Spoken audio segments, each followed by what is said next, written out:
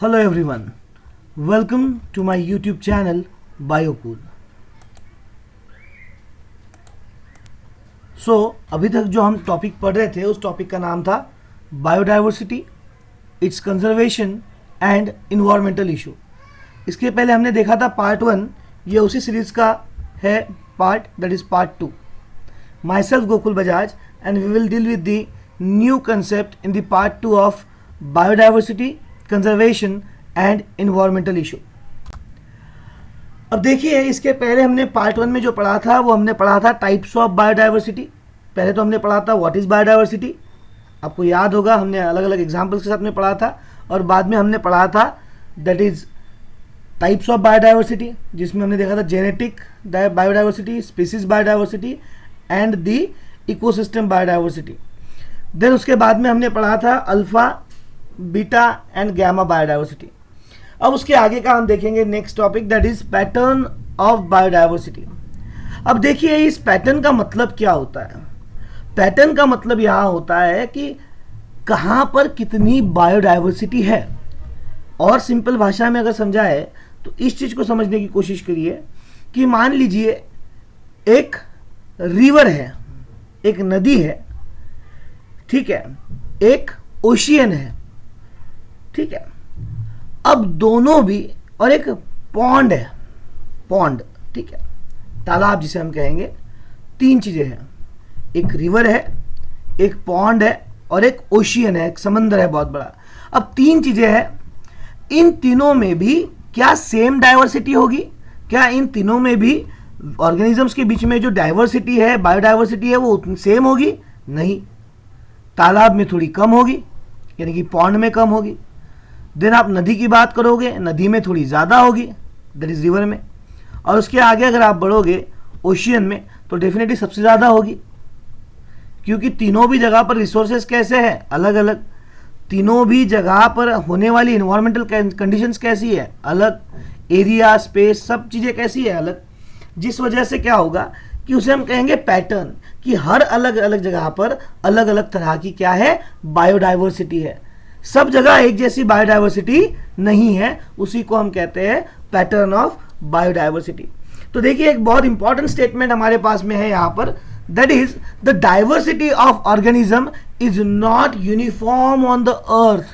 क्या कहा है कि the diversity of organism is not uniform on the earth, यानी कि अर्थ पे सभी जगह एक जैसी डाइवर्सिटी नहीं है, एक जैसे ऑर्गेनिज्म रखे नहीं है. आप मान लीजिए कि हम एक कंपैरिजन करते हैं, हम तीन कंट्रीज का कंपैरिजन करते हैं. एक हमारे पास सामने है इंडिया, मान लीजिए. इंडिया को कंपेयर करते हैं हम ब्राजील के साथ, और ब्राजील को हम कंपेयर करते हैं मान लीजिए यूएस के साथ, दैट इज अमेरिका के साथ. क्या इंडिया में, अमेरिका में और ब्राजील में तीनों जगह पर सेम बायोडाइवर्सिटी है? बिल्कुल नहीं. इंडिया की बायोडाइवर्सिटी कॉम्प्लेक्शन अलग है, लाइक ब्राजील का अलग है और अमेरिका का अलग है. मतलब हमने जो कहा था कि इट इज नॉट यूनिफॉर्म, यानी कि through out the world equal species या फिर इक्वल बायोडाइवर्सिटी डिस्ट्रीब्यूट नहीं की गई है. कहीं ज्यादा है, कहीं कम है, वही हमें देखना है. तो this uneven distribution is because of the following factors. तो the very first factor is the geographical distribution, भौगोलिक विभिन्नता. क्या होता है कि इंडिया अलग जगह पर रखा हुआ है अर्थ की. अगर हम ग्लोब की बात करें, एक सर्कुलर ग्लोब की बात करें, तो इंडिया अलग जगह पर रखा हुआ है, यूएस अलग जगह पर रखा हुआ है और आपका ब्राजील अलग जगह पर है. उस वजह से क्या होगा कि तीनों के जियोग्राफिकल डिस्ट्रीब्यूशंस अलग अलग है. अभी हमारे पास में एक डायग्राम है, देखिए आपको ऊपर जो दिख रहा होगा ये एरिया, ये है माउंटेन, देन ये वाटरफॉल, ये लेक, ये रिवर, ये ओशियन. जो मैंने कहा था ओशियन का जियोग्राफिकल एरिया अलग है, रिवर का जियोग्राफिकल एरिया अलग है और लेक का जियोग्राफिकल एरिया अलग है. जैसे कि इन तीनों का जियोग्राफिकल एरिया अलग है, तीनों की डाइवर्सिटी कैसी होगी? अलग होगी. यहाँ पे हमें वैली दिखाई दे रही है, वैली का डाइवर्सिटी अलग होगा. यहाँ पे हमें फॉरेस्ट दिखाई दे रहा है, फॉरेस्ट है, हिल है, तो फॉरेस्ट का डाइवर्सिटी और हिल एरिया की डाइवर्सिटी कैसी होगी? अलग अलग होगी. तो ज्योग्राफिकल एरिया जैसे जैसे अलग होता गया, डाइवर्सिटी भी क्या होती गई? चेंज होती गई. सो एक बहुत बड़ा रोल होता है ज्योग्राफिकल एरिया का. Then next is topological factor. What is mean by topological factor? It is a regional factor. यहां पे दो चीजें आती है. टोपोलॉजी का मतलब यहां पे हम दो चीजें देखते हैं, एक होता है अल्टीट्यूड और एक होता है लैटिट्यूड, जिससे हम आगे डिटेल में पढ़ेंगे. तो वो एरिया, वो जगह किस रीजन में आता है अर्थ के, वो भी एक इंपॉर्टेंट फैक्टर बन जाता है डायवर्सिटी के डिस्ट्रीब्यूशन में. देन क्लाइमेटिक कंडीशन, कि किस तरह की क्लाइमेटिक कंडीशन उस जगह पर है. क्या वहां 12 ही महीने आइस फॉर्मेशन होती है, या वहां पर 12 महीने में अलग अलग सीजन्स आते हैं. अगर सेम ही क्लाइमेटिक कंडीशन होगी थ्रू आउट द ईयर, तो वहां पे ज्यादा क्या नहीं होगी, ज्यादा इवोल्यूशन नहीं होगी, ज्यादा डाइवर्सिटी वहां पे फॉर्म नहीं होगी. क्यों? बिकॉज सेम कंडीशंस होने की वजह से इवोल्यूशन इतना आगे प्रोग्रेस नहीं कर पाएगा. बट वही वहां पे अलग अलग कंडीशंस होगी तो वहां पर इवोल्यूशन ज्यादा फेवर्ड होगी और अलग अलग तरह की डाइवर्सिटी बनने के चांसेस है. तो ये जो पैटर्न ऑफ बायोडाइवर्सिटी है, यानी कि ये डाइवर्सिटी का जो डिस्ट्रीब्यूशन है थ्रू आउट द अर्थ, ये कैसा है? यूनिफॉर्म नहीं है. और इसके लिए तीन जो मेजर इंपॉर्टेंट रोल है, जो तीन फैक्टर्स है, वो है जियोग्राफिकल डिस्ट्रीब्यूशन, टोपोलॉजिकल फैक्टर्स और climatic conditions. Then next is, अगर हम देखें इस डायग्राम को, so the distribution of diversity is not uniform around the globe. हमने जो कहा, अब देखिए आप इस ग्लोब को देख पा रहे हो, एक बड़ा सा हमारे पास में हाथ का स्पीयर है हमारे स्क्रीन पर. अब देखिए कोई एरिया आपको यहां दिखेगा जो कि एकदम टूवर्ड्स द पोल है, और कोई एरिया कहां पर है? टूवर्ड्स द इक्वेटर है. डेफिनेटली इक्वेटर पे रहने वाली कंडीशंस कैसी होगी? अलग होगी. टूवर्ड्स द पोल रहने वाली कंडीशंस कैसी होगी? अलग होगी. तो अलग अलग कंडीशंस होने की वजह से क्या होगा? अलग अलग तरह का क्या होगा? वहां पर आपका एटमॉस्फेरिक कंडीशन अलग होगी, जियोग्राफिकल डिस्ट्रीब्यूशन अलग होगा, और उस वजह से क्या होगा? वहां की डाइवर्सिटी अलग अलग होगी. That depends on the conditions they have. So एक इंपॉर्टेंट कंसेप्ट हमारे पास में है यहाँ पर, latitude. What is mean by latitude? So latitude is a distance of any place from equator towards the north pole और साउथ पोल. अगर आप देख रहे हो तो यहाँ पे 0 डिग्री के यहाँ पर जो ये लाइन दी है, डॉटेड लाइन, इस डॉटेड लाइन को हमने क्या रिप्रेजेंट किया है? इक्वेटर है. अगर ये इक्वेटर है, ये सेल का, ये हमारी अर्थ का अगर सेंटर है, तो यहां से आप नॉर्थ साइड में भी जा सकते हो ऊपर की ओर, जहां पे ये ग्रीन लाइन इंडिकेट की गई है, और आप यहां से जा सकते हो साउथ पोल की तरफ, यानी कि साउथ साइड की तरफ. दैट इज इक्वेटर की जो से आप लेके निकलते हो, ये जो येलो लाइन से रिप्रेजेंट किया है. सो देखिए, इसे कहते हैं लैटिट्यूड. किसी भी जगह पे आप खड़े हो जाइए और वहां से इक्वेटर कितना दूर है, उसे हम कहेंगे दैट इज लैटिट्यूड. तो जैसे ही आप इक्वेटर से निकलते हो टूवर्ड्स द पोल, इक्वेटर का जो लैटिट्यूड जो है वो बढ़ता जाता है. ये याद रखना. अगर आप इक्वेटर पे खड़े हो तो वहां पर लैटिट्यूड सबसे कम होगा. आप देख रहे हो वहां पे 0 डिग्री लिखा हुआ है. कहां पर? इक्वेटर पे. पर जैसे जैसे आप इक्वेटर से आगे निकलोगे, टूवर्ड्स दी पोल जाओगे, तो आप नॉर्थ साइड में जाओगे, तो वहां पे आएगा आपका 30, 60, 90 डिग्री. दैट इज वहां पर पॉजिटिव में ग्रोथ होगी. और यहां अगर आप देख सकते हो तो यहाँ पे -30 डिग्री, -60 और -90 डिग्री आपको साउथ पोल में मिलेगा. तो पोल्स जो होते हैं, पोल्स ये होते हैं एक्सट्रीम लैटिट्यूड का एरिया. ठीक है. तो जैसे ही आप इक्वेटर से निकलते हो और पोल की तरफ जाना शुरू करते हो, नॉर्थ साइड में या साउथ साइड में, उसे हम कहेंगे कि आप लैटिट्यूड के बढ़ते हुए साइड में जा रहे हो. ठीक है. देन अब इस लैटिट्यूड को हमको क्यों पढ़ना है, हमारे डाइवर्सिटी में इसका रोल क्या है? तो एक हमारे पास में बहुत अच्छी डायग्राम है. इस पिक्चर को देखिए, इस फोटो को देखिए. अब देखिए आपको यहां से दिख रहा होगा, एक सनलाइट निकल रही है यहां से, जो कि अर्थ पे प्रोजेक्ट हो रही है. अब आप देखिए कि जो सनलाइट निकली है सन से, उसका जो मिनिमम डिस्टेंस उसको ट्रैवल करना है, वो कहाँ करना पड़ रहा है? इक्वेटर पे पहुंचने के लिए. बट वही अगर आप देखोगे, एक एंगल बन रहा है वहां पर, जो वो कहां से निकल रहा है? जब वो आपके सनलाइट, जहां सनलाइट सन से निकलेगी और जैसे ही पोल पे पहुंचेगी, उसका देखिए डिस्टेंस कैसा है? पोल्स पे पहुंचने के लिए उसका डिस्टेंस ज्यादा है, और उसका एंगल भी एग्जैक्ट सेम नहीं है कि पूरी की पूरी सनलाइट कहां पे प्रोजेक्ट हो? आपके पोल पे प्रोजेक्ट हो. आप अगर देख सकते हो इस डायग्राम में, तो पोल्स पे एक्चुअल में सनलाइट पहुंच भी नहीं रही है. दोनों भी, नॉर्थ पोल पे और साउथ पोल पे उतनी अमाउंट ऑफ लाइट एनर्जी पहुंच भी नहीं रही है. बट आप देखो इक्वेटर पे सबसे ज्यादा, एग्जैक्ट सेंटर में अगर आप देखोगे अर्थ के, तो बहुत ज्यादा अमाउंट में क्या पहुंच रही है? लाइट पहुंच रही है। अगर बहुत ज़्यादा अमाउंट में लाइट पहुंचेगी, बहुत ज़्यादा अमाउंट में लाइट अगर पहुंचेगी तो टेम्परेचर कैसा होगा इक्वेटर का? यस, इक्वेटर का टेम्परेचर ज़्यादा होगा। क्यों? बिकॉज सनलाइट बहुत ज़्यादा प्रोजेक्ट हो रही है। बट वही अगर हम पोल्स पे देखेंगे तो पोल्स पे उतनी अमाउंट ऑफ सनलाइट पहुंच ही नहीं रही है, सनलाइट ही नहीं पहुंचेगी तो वहां पर टेम्परेचर ज़्यादा नहीं होगा, मतलब वहां पे होगा ग्लेसिएशन, आइस फॉर्मेशन, बर्फीला रीजन होगा। और आप दूसरी चीज देखोगे तो सनलाइट से पोल्स तक पहुंचने के लिए ज्यादा डिस्टेंस कैरी करना पड़ रहा है, ज्यादा डिस्टेंस को कवर करके सनलाइट को पहुंचना पड़ रहा है।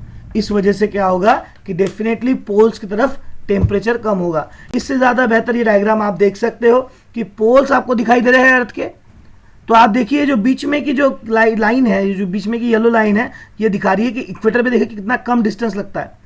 तो यानी इक्वेटर का और सन का डिस्टेंस भी ऐसा कह सकते हैं कि हम कम होगा, जिससे क्या होगा कि जो सनलाइट सन से निकली है इक्वेटर पे पहुंच रही है तो डेफिनेटली इक्वेटर पे टेम्परेचर कैसा होगा? ज़्यादा होगा। वही जो सनलाइट निकल रही है कहाँ से, यानी सन से निकल रही है और कहाँ पहुंच रही है? पोल्स पे पहुंच रही है, उसका डिस्टेंस भी कैसा है? डिस्टेंस भी ज़्यादा है। जितना डिस्टेंस ज़्यादा होगा इंटेंसिटी वहाँ तक पहुँचते पहुँचते लाइट की कैसी हो जाएगी? लाइट की इंटेंसिटी कम हो जाएगी और वहाँ पे टेम्परेचर कैसा होगा? कम होगा। और अगर आप देख सकते हो इस डायग्राम में भी तो एक्सट्रीम पोल्स पे सनलाइट नहीं पहुँच रही, और सनलाइट अगर पोल्स पे नहीं पहुँचेगी तो डेफिनेटली हमें पता है क्या होने वाला है कि वहाँ पर टेम्परेचर ज़्यादा नहीं बनेगा, वहाँ पे सनलाइट ज़्यादा नहीं पहुँचेगी तो, और वहाँ पे बर्फ़ गिरने वाली है, वहाँ पे बर्फ़ गिरेगी फिर, और वहाँ पे ग्लेसिएशन ज़्यादा समय के लिए होगा। सो ये हुआ latitude. What is latitude? Latitude is a distance of any place from the equator. Equator से किसी भी जगह का डिस्टेंस जो होता है उसे हम कहते हैं लैटिट्यूड। बट वहीं अगर हम देखें तो जो इक्वेटर है यहाँ पे टेम्परेचर कैसा होगा? डेफिनेटली ज़्यादा। और आपको मैंने बताया कि ये जो नॉर्थ पोल है यहाँ पर भी लाइट नहीं पहुँच रही ज़्यादा, और साउथ पोल पे भी क्या है? उतनी एफिशिएंट लाइट नहीं पहुँच रही, तो यहाँ पे टेम्परेचर कैसा होगा? लोवेस्ट टेम्परेचर होगा। ठीक है, next is the altitude. What is mean bye altitude? इस डायग्राम को अगर आप देखोगे तो अल्टीट्यूड क्या होता है देखिए, it is a height of any place from sea level. आप देखिए यहाँ पर 3 माउंटेन है, एक छोटा माउंटेन है, उससे थोड़ा सा बड़ा है, और लास्ट में जहाँ पे येलो लाइन दिखाई दी है वो सबसे बड़ा माउंटेन है। तो 3 माउंटेन है, और यहाँ पे आपको एक साइड में जहाँ दिखाई दे रहा है ये है आपका सी। तो इस सी लेवल से, सी की वाटर लेवल से आप कितने ऊंचाई पे खड़े हो, उस ऊंचाई को हम क्या कहते हैं? अल्टीट्यूड कहते हैं। सो मान लीजिए आप अमरावती की बात कीजिए और चिखलदरा की बात कीजिए। आप अमरावती में खड़े हो और आपका कोई दोस्त चिखलदरा में है। आप मुझे बताइए कौन ज्यादा अल्टीट्यूड पे खड़ा है, कौन ज्यादा ऊंचाई पे खड़ा है? डेफिनेटली यस, आपका जो दोस्त होगा जो चिखलदरा में खड़ा है वो क्या है? वो हाइयर अल्टीट्यूड पे है, क्योंकि चिखलदरा क्या है? हिली एरिया है, हिली रीजन है। या फिर आप कह लीजिए कोई शिमला में है और कोई मुंबई में है, तो शिमला में क्या होगा? यस, शिमला वाला बंदा हाइयर अल्टीट्यूड पे होगा, माउंटेन एरिया में है, हिली एरिया में खड़ा हुआ है। तो अल्टीट्यूड यानी क्या होता है? It is a height of any place from sea level. तो मान लीजिए ये जो सबसे ऊंची जो यहाँ पर चट्टान है या जो सबसे ऊंचा पहाड़ है इसे मैं कहता हूं सी, और जो सबसे छोटा है इसे कहता हूं मैं ए। तो ए का अल्टीट्यूड कैसा है? छोटा है, कम है, और वही सी का जो सबसे बड़ी यहाँ पे माउंटेन है उसका अल्टीट्यूड कैसा होगा? सबसे बड़ा होगा, हाईएस्ट होगा। तो देखिए जैसे जैसे आप ऊपर ऊपर जाओगे, मतलब आप समंदर की सतह से लेकर ऊपर ऊपर माउंटेन्स, हाइयर माउंटेन्स की ओर निकलोगे, क्या होगा? यस, एक देखिए जैसे जैसे आप अल्टीट्यूड को आगे लेके जाओगे टेम्परेचर कम कम होता जाएगा, और टेम्परेचर कम होगा। देखिए आप जो सबसे छोटा माउंटेन है इस डायग्राम में भी, जो सबसे छोटा पहाड़ है समुद्र के पास में, वहां पर बर्फ नहीं दिख रही है, बट वही जो सबसे ऊंचा पहाड़ दिखाई दे रहा है इस डायग्राम के अंदर, यस, यहां पर देखिए आपको ग्लेसिएशन होता हुआ दिखाई दे रहा है, यहां पे बर्फ ज्यादा दिखाई दे रही है।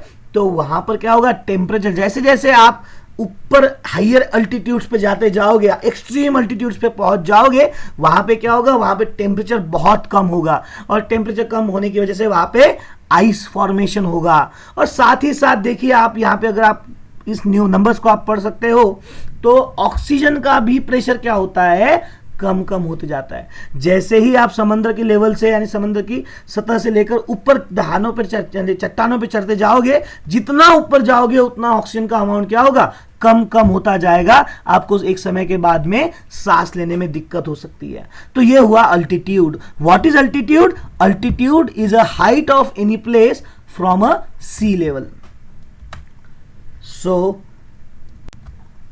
पैटर्न ऑफ बायोडाइवर्सिटी जिसकी हम बात कर रहे थे पहले, अभी हम देखेंगे उसको on the basis of latitude, और बाद में हम देखेंगे उसको on the basis of altitude. Latitude की हम बात करें, as we move from lower to higher latitude. मैंने आपको बताया लोअर लैटिट्यूड मतलब कौन सा? यस, इक्वेटर मतलब लोअर लैटिट्यूड, क्योंकि इक्वेटर पे 0 होता है एंगल, और वही हम बात करें नॉर्थ पोल या साउथ पोल, वो एक्सट्रीम हाई लैटिट्यूड है। तो जब हम इक्वेटर से निकलेंगे और कहां निकलेंगे, टुवर्ड्स दी पोल निकलेंगे, the biological diversity decreases. Diversity क्या होती है? कम होती है। आप देखिए इस डायग्राम में इक्वेटर से जैसे ही हम निकलेंगे कहां पर, towards the pole, north pole या साउथ पोल, स्पेसीज डाइवर्सिटी क्या होगी, कम होगी। इसके पीछे के रीजन हम आगे जानेंगे, पर यहां पे हम कुछ स्टेटमेंट देखते हैं। So the biodiversity is minimum on the poles. जो पोल्स है, नॉर्थ पोल या साउथ पोल, वहां पे डाइवर्सिटी कैसी होगी, सबसे कम होगी। वही the diversity is maximum on equator. Equator पे डाइवर्सिटी कैसी होगी, मैक्सिमम होगी। एग्जाम्पल देखते हैं इसका। कुछ कंट्रीज है जिनका distribution towards the throughout the equator to लेके पोल्स है। देखिए यहां पे एक पहली कंट्री दी है कोलंबिया। इस एग्जाम्पल को आपको समझना है, ये नीट के सिलेबस में दिया हुआ है और स्टेट बोर्ड के भी सिलेबस में न्यूली इंट्रोड्यूस किया गया है, तो इसको समझना जरूरी है। तो देखिए यहां पे 4 कंट्रीज का नाम दिया हुआ है, Colombia, India, New York and Greenland. Colombia की अगर मैं बात करूं तो कोलंबिया कहां पर है, टू नियर इक्वेटर है, और वो नियर इक्वेटर है, इक्वेटर के पास में है। तो वहां पे देखिए कितनी नंबर ऑफ बर्ड स्पीसीज है, 1400 बर्ड स्पीसीज है। इंडिया थोड़ा इक्वेटर से दूर टुवर्ड्स दी नॉर्थ साइड है, नॉर्थ पोल है। कितनी है number of bird species? Yes 1200, 200 species कम हो गई। सिर्फ 20 डिग्री एंगल से हम आगे बढ़े, और हम अगर 20 डिग्री एंगल से और अगर हम नॉर्थ पोल की तरफ जाए तो न्यूयॉर्क कहां है, New York is towards the yes north pole, थोड़ा और इक्वेटर से दूर है। इंडिया थोड़ा दूर है, न्यूयॉर्क उससे भी ज्यादा दूर है, और न्यूयॉर्क में देखिए कितनी स्पीसीज है, नंबर ऑफ बर्ड्स की स्पीसीज कितनी है, 105। और उसके हम बाद में बात करें ग्रीनलैंड की, तो ग्रीनलैंड देखिए, ग्रीनलैंड एक थोड़ा और ज्यादा पोल्स की तरफ है, नॉर्थ पोल की तरफ है, और वहां देखिए कितनी नंबर ऑफ बर्ड स्पीसीज है, ओनली 56। तो देखिए जो इक्वेटर के पास में है उसके पास में कितनी है, 1400, और जो ज्यादा पोल्स के पास में है वहां पे कितनी है, 56 ओनली।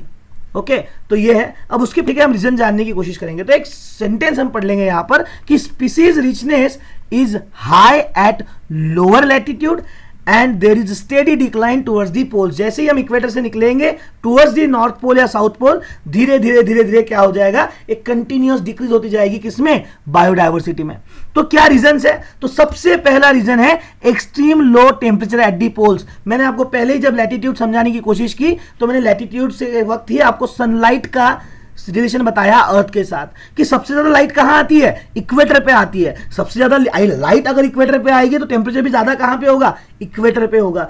बट पोल्स पे मैंने आपको बताया कि पोल्स पे क्या होता है, लाइट उतने अमाउंट में नहीं पहुंचती, और सेकंड जो डिस्टेंस ट्रेवल करना होता है लाइट को, वो भी बहुत ज्यादा होता है, जिस वजह से इंटेंसिटी जो होती है लाइट की वो क्या हो जाती है, कम हो जाती है।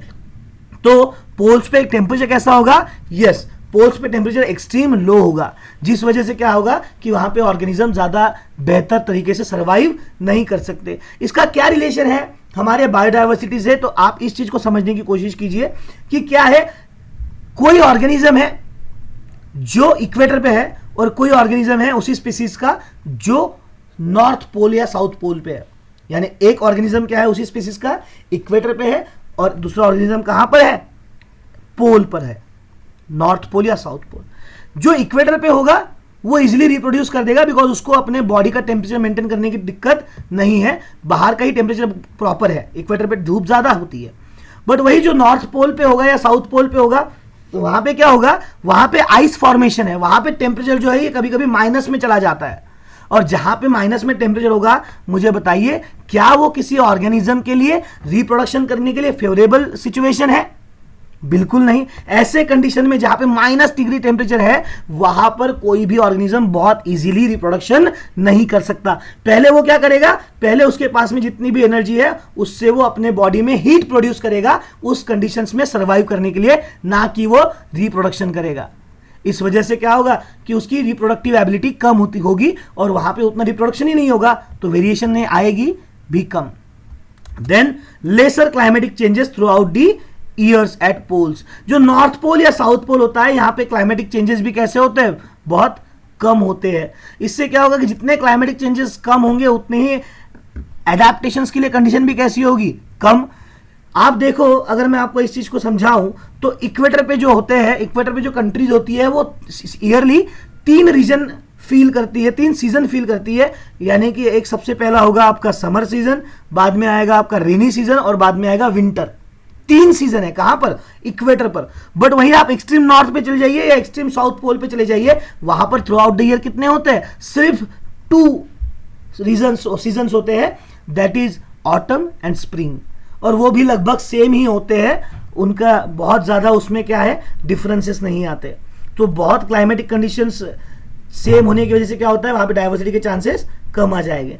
Then lesser availability of sunlight at the poles. मैंने आपको पहले ही कहा कि सनलाइट क्या होता है, पोल्स पे कम पहुंचता है। अब लाइट ही कम होगा तो देखिए और एक वर्ड आ गया यहाँ पे, लेसर फूड रिसोर्सेस। क्या रिलेशन है लाइट का फूड से, yes you are correct, it is about photosynthesis. जब सनलाइट ही कम होगी, क्योंकि आपको पता है फोटोसिंथेसिस के लिए लाइट सबसे इंपॉर्टेंट फैक्टर होता है, जब सनलाइट ही कम होगी तो फोटोसिंथेसिस भी कम होगा।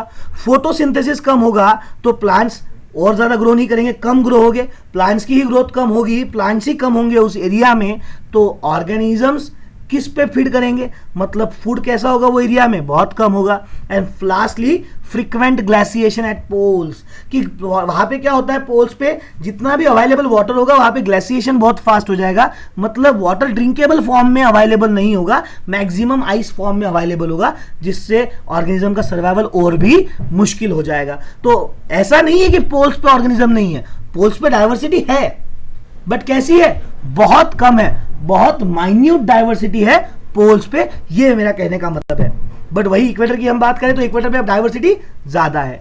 Next is the pattern of biodiversity along the altitudinal gradient. हमने अल्टीट्यूड की बात की, वो क्या होता है altitude, altitude is a height of any place from sea level. तो as we move from lower, यानी कि जब हम समंदर की सतह से लेकर कहा जाते हैं, पहाड़ों पर जाते हैं, हाइयर अल्टीट्यूड पे जाते हैं, माउंटेन्स चढ़ते हैं, सो क्या होता है, द बायोलॉजिकल डाइवर्सिटी डिक्रीजेस। क्या होगा, बायोलॉजिकल डाइवर्सिटी डिक्रीज होगी। तो समंदर के जो पास पास का एरिया होगा जहां से हम निकलेंगे, डाइवर्सिटी वहां ज्यादा होगी, और जैसे जैसे ऊपर ऊपर बढ़ते जाएंगे टुवर्ड्स द माउंटेन, वहां पे डाइवर्सिटी कैसी होगी, कम कम होती जाएगी। आपको मैं बता दूं, चिखलदरा में ज्यादा डाइवर्सिटी होगी या शिमला में, तो डेफिनेटली कहां पर, चिखलदरा में होगी। शिमला हाइयर अल्टीट्यूड पे आता है, वहां पे ज्यादा समय में क्या होती है, बर्फ होती है, और ऊपर से शिमला जो आता है थोड़ा सा और कहा आता है, पोलार रीजन पे आता है, ठीक है। So species diversity decreases from lower altitudes to higher altitude. So the biodiversity is minimum on high mountains. जो हाई माउंटेन्स होंगे वहां बायोडाइवर्सिटी कैसी होगी, कम होगी, और जो सी लेवल का आसपास का एरिया होगा वहां पे बायोडाइवर्सिटी कैसी होगी, मैक्सिमम होगी। फिर आपके माइंड में एक क्वेश्चन आएगा, सर चिखलदरा में ज्यादा डाइवर्सिटी है या अमरावती में? बेटा डेफिनेटली चिखलदरा हायर अल्टीट्यूड पे रहने के बावजूद भी वहां पे अमरावती के कंपैरिजन में ज्यादा डाइवर्सिटी है, बिकॉज वहां पर फॉरेस्ट एरिया है। और सेकंड चीज, चिखलदरा भले ही थोड़ा हायर अल्टीट्यूड पे हो एज कंपेयर टू अमरावती, बहुत ज्यादा डिफरेंस नहीं है अल्टीट्यूड का, बट चीज ये है कि चिखलदरा जिस रीजन में आता है वो है आपका नियर द इक्वेटर। आया समझ में? तो मैंने आपको पहले ही बताया कि लैटिट्यूडनल ग्रेडियंट में क्या होता है, इक्वेटर के आसपास के एरिया में ज्यादा डाइवर्सिटी दिखाई देती है। सो एक यहाँ पे ग्राफ है, जैसे ही आप निकलोगे, जैसे जैसे आप देख रहे हो यहाँ पे एक्स एक्सिस पे आपको लैटिट्यूड दिखाई दे रहा है और आपको वाई एक्सिस पे अल्टीट्यूड दिखाई दे रहा है। तो जैसे ही आप टुवर्ड्स दी लैटिट्यूड या टुवर्ड्स दी अल्टीट्यूड जाओगे, डाइवर्सिटी कैसी होगी, कम होती जाएगी। सो अब इस अल्टीट्यूड को हम देखते हैं कि व्हाट आर द रीजंस। तो सबसे पहला रीजन क्या है, लो टेम्परेचर एट हाई अल्टीट्यूड्स। जितने ज्यादा अल्टीट्यूड होगा, जितनी ज्यादा हाइट होगी किसी माउंटेन की, तो वहाँ पे क्या होगा, वहाँ पे उतना ज़्यादा टेम्परेचर कम होगा। टेम्परेचर कम होगा तो मैंने आपको पहले बताया कि आइस फॉर्मेशन ज़्यादा होगा, सनलाइट कम होगी। Then lack of oxygen pressure at higher altitudes, जैसे जैसे आप ज़्यादा ऊपर चढ़ते जाओगे, माउंटेन्स की तरफ जाओगे, वहाँ पे ऑक्सीजन भी कैसा होगा, कम होगा। तो किसी ऑर्गेनिज्म के लिए ऐसी जगह पे सर्वाइव करना उतना आसान नहीं है, इसलिए वहाँ पर बायोडाइवर्सिटी कैसी होगी, कम होगी। Drastic changes in the climatic condition, जितना आप देखिए, आप चिकलदरा में क्या होता है, कभी बहुत ज़्यादा फॉग होता है, कभी बहुत ज़्यादा बर्फ़ गिरती है, ठंड होती है, कभी कभी बर्फ़ भी गिर जाती है, कभी कभी बहुत ज़्यादा एक्सट्रीम बारिश होती है, कभी कभी बहुत धूप होती है। तो वहाँ पे बहुत ज़्यादा ड्रास्टिक चेंजेस है। इन्वायरमेंटल कंडीशन चेंज होनी चाहिए, बट उसमें एक स्टेबिलिटी होनी चाहिए। बहुत एक्सट्रीम रेट से अगर डाइवर्सिटी चेंज होने वाली है, या फिर बहुत एक्सट्रीम रेट से क्लाइमेटिक कंडीशन चेंज होने वाली है, तो ऑर्गेनिज्म अडेप्ट नहीं कर पाएगा, और अडेप्ट नहीं कर पाएगा तो वो उस कंडीशन को बेस्ट सूट ही नहीं कर पाएगा, उसके पहले ही वो एलिमिनेट हो जाएगा उस जगह से। Then drastic seasonal variation, seasonal variation होनी चाहिए बट इतनी भी ड्रास्टिक नहीं होनी चाहिए। So these are the list of reasons of latitudinal और अल्टीट्यूडनल ग्रेडियंट, कि इक्वेटर पे लाइट कैसी होगी, हाई एक्सपोजर टू सनलाइट। तो इक्वेटर पे लाइट ज्यादा होगी या सी शोर पे लाइट ज्यादा होगी, उस वजह से क्या होगा, लाइट ज्यादा होगी तो वहां पर फोटोसिंथेसिस ज्यादा होगा, फूड चेन अच्छी होगी और अच्छी इकोसिस्टम होगी, कॉम्प्लेक्स फूड चेन होगी। So these are the reasons. ये आपके अल्टीट्यूडनल और लैटिट्यूडनल ग्रेडियंट, जैसे जैसे हाइट बढ़ेगी तो आप अल्टीट्यूड की तरफ जा रहे हो, जैसे जैसे आप इक्वेटर से लेके कहा जा रहे हो, टुवर्ड्स द नॉर्थ पोल या साउथ पोल जा रहे हो, आप लैटिट्यूडनल ग्रेडियंट चेंज करते जा रहे हो। अब देखिए एक इंपॉर्टेंट टॉपिक है, that is species area relationship. Now species richness increases with increasing explored area. देखिए ये स्टेटमेंट क्या है कि species richness increases with increasing explored area but only up to a certain limits. यहां मैंने 3 बॉक्स ड्रॉ करके रखे हुए हैं। पहले बॉक्स में देखिए एरिया कम है तो वहां पे आने वाली डाइवर्सिटी भी कैसी है, कम। जो दूसरा बॉक्स है थोड़ा बड़ा है पहले वाले से, इसमें कैसी है, इसमें डाइवर्सिटी थोड़ी ज्यादा है as compare to first box. And last में जो सबसे बड़ा रेड कलर का बॉक्स है उसमें डाइवर्सिटी कैसी है, हाईएस्ट है। तो क्या कहना है इनका कि species richness increases with increasing explored area, कि जितना ज्यादा आप एरिया बढ़ाते जाओगे उतनी ज्यादा स्पीसीज आपको नई नई मिलेगी, उतना स्पीसीज रिचनेस बढ़ता जाएगा। बट कब तक, but up to only a certain limit. अब एक समय के बाद में मैं कितना भी बड़ा एरिया कर लूं, नंबर ऑफ ऑर्गेनिजम्स बढ़ सकते हैं बट नंबर ऑफ स्पीसीज नहीं बढ़ेगी, स्पीसीज एक जैसी ही होगी। अगर नहीं समझ में आया तो इसको हम और ठीक से पढ़ते हैं, बट एक कंसेप्ट आया कहां से वो देखते हैं। So this concept was given by the Alexander von Humboldt. So Humboldt का कहना क्या था, पहले देखते हैं। हिम्बोल्ट भी हमारे जैसे ही एक नॉर्मल ह्यूमन थे, एक साइंटिस्ट थे। उनका भी यही मानना था कि जैसे जैसे आप एरिया बढ़ाओगे वैसे वैसे डाइवर्सिटी क्या होगी, बढ़ती जाएगी। बट उन्होंने जब एक्चुअल में स्टडी की, जब वो साउथ अमेरिकन जंगल्स को देखने गए और वहां पे स्टडी करने गए, तो उन्होंने एक कंक्लूजन दिया। उन्होंने स्टार्ट की इकोलॉजी की स्टडी करना, उन्होंने बायोडाइवर्सिटी की स्टडी करना स्टार्ट किया, और उन्होंने एक चीज को एक्सपीरियंस किया कि स्पीसीज रिचनेस बढ़ता जा रहा है जैसे जैसे वो एरिया इंक्रीज कर रहे हैं। That is species richness increases with the increasing explored area. But उन्होंने देखा कि एक समय के बाद में वो होना बंद हो गया, that is but only up to a certain limit. एक लिमिट के बाद में वो बढ़ नहीं रहा था। तो मान लीजिए ये एरिया है और इसका अगेंस्ट मुझे ग्राफ निकालना है, तो देखिए कैसे ग्राफ ड्रॉ होगा। तो देखिए पहले क्या हो रहा है, ये ग्राफ जो होता है ये एकदम आपको लॉक फेस दिखा रहा है कि बहुत ग्रोथ होती दिखाई दे रही है, ऊपर ऊपर जा रहा है। और देखिए बाद में कैसा हो रहा है, कर्व ले रहा है। अब क्या होगा, वो कर्व लेके क्या होगा, स्टेडी हो जाएगा। तो जैसे जैसे एरिया बढ़ाया, पहले आप देखिए एक्स एक्सिस पे एरिया और वाई एक्सिस पे क्या है, स्पीसीज रिचनेस है। तो जैसे जैसे एरिया बढ़ाया वैसे वैसे क्या हुआ, स्पीसीज बढ़ती गई, बट एक लिमिट तक। एक लिमिट के बाद में वो एरिया में नहीं बढ़ पाएगी। मान लीजिए अगर इसको और अच्छे से जानना है, इसको समझना है हमको, तो हमारे पास में एक एग्जाम्पल है। फिर अब स्टेडी है, अभी भी कहां पर है, 16 पर ही है। So that is biodiversity. Then species area relationship, कि यही आपका जो ग्राफ है कि पहले पहले क्या होगा, देखिए 10, 15, 20, 25, पहले पहले क्या हुआ कि हाईली बढ़ा हो, जो एकदम शार्प इंक्रीज हो रहा था, और बाद में क्या हो गया, वो स्टेडी होता जा रहा है। देन स्पीसीज एरिया रिलेशनशिप का अगर हम देखें तो हम यहाँ पे इसका ग्राफ ड्रॉ करेंगे। तो ये इसका नॉर्मल ग्राफ है, और नॉर्मल ग्राफ पे ये आता है रेक्टेंगुलर हाइपरबोला, और इसका इक्वेशन है s is equal to C A raised to the power z। अब यहां पे s का मतलब क्या है? s का मतलब है यहां पे स्पीसीज रिचनेस, z का मतलब है यहां पर स्लोप ऑफ लाइन, और वही हम c की बात करें तो c है y इंटरसेप्ट। अगर हम y एक्सिस से मतलब जहां पे स्पीसीज रिचनेस है वहां से लेकर हमारे इस कर्व की तरफ एक लाइन निकाले उसे हम कहेंगे y इंटरसेप्ट। बट यही ग्राफ को अगर मैं लॉगरिदमिक ग्राफ पे लूंगा, क्यों लॉगरिदम पे लेना है तो पहले समझ लीजिए कि एरिया की जो साइज होगी हम पढ़ेंगे उसे मीटर में, और एक इकोसिस्टम कई हजार मीटर में बड़ी होंगी। तो यहाँ पे जो नंबर ऑफ जो आंकड़े होंगे उसकी साइज बड़ी होगी, 10,000 metre, 1 lakh metre, 15 lakh metre. अब बार बार 15 लाख लिखना पॉसिबल नहीं है, ठीक है। Then species, number of species भी क्या होगी? थाउजेंड्स में होगी, तो वो भी उसको इतने बड़े बड़े आंकड़े लिखना पॉसिबल नहीं है। तो हम क्या करेंगे? लॉगरिथम हम कब यूज करते हैं? जब हमको बड़े किसी साइज के नंबर को, बड़े नंबर को छोटे नंबर में दिखाना है, कम नहीं करना उसकी अमाउंट। अब देखिए मुझे लिखना है 1000, अगर मैं 1000 को लॉग में लिखूं तो मुझे लिखना पड़ेगा 10⁻3। लिखा क्या है? अगर कहीं पे आपको दिखता है कि log ऑफ 10⁻3, इसका मतलब क्या लिखा है? 1000 ही लिखा है। 1 लाख की अगर मैं बात करूं, 1 लाख, तो मुझे लिखना पड़ेगा log 10⁵, और वही अगर मुझे 1 लाख निकालना है तो 1,0,0,0,0,0 मुझे 5 बार उस पर 0 लगाने पड़ेंगे। वही मुझे 10 लाख लिखना है तो 10⁻6। लॉगरिथम हम कब यूज करते हैं? जब बड़े नंबर को हमको छोटे नंबर में रिप्रेजेंट करना है तो हम क्या करते हैं? लॉग यूज करते हैं। तो यहाँ पे एरिया की साइज भी कैसे में होगी? मीटर्स में होगी, लैक्स ऑफ मीटर्स में होगी। नंबर ऑफ स्पीसीज भी कैसी होगी? थाउजेंड्स एंड लैक्स में होगी। इसलिए हमने क्या किया?